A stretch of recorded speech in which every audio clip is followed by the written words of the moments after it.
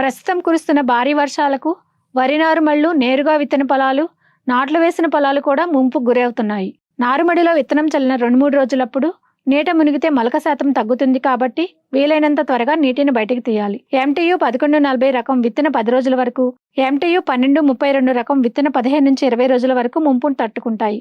విత్తన 7 నుంచి 30 రోజుల మధ్య నారుమడి నీట మునిగితే నారు దెబ్బతింటుంది కాబట్టి 5 రోజుల్లోపే నీటిని పూర్తిగా తీసివేసి 5 సెంట్ల నారుమడికి 1 కిలో యూరియా, 1 కిలో పొటాష్ వేసుకోవాలి.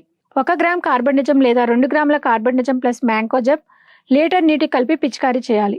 పిలకల దశలో సాధారణ వరి రకాల 5 రోజుల వరకు MTU 1140, 1172, 1223, 1064, PLA 1100 రకాలు వారం రోజుల పాటు, MTU 1232 రకం 10 నుంచి 12 రోజుల పాటు ముంపును తట్టుకుంటాయి. పిలకల దశలో వరి మునిగితే నీటిని బయటకు తీసి ఎకరానికి 20 కిలోల యూరియా ప్లస్ 20 కిలోల పొటాష్ అదనంగా వేసుకోవాలి.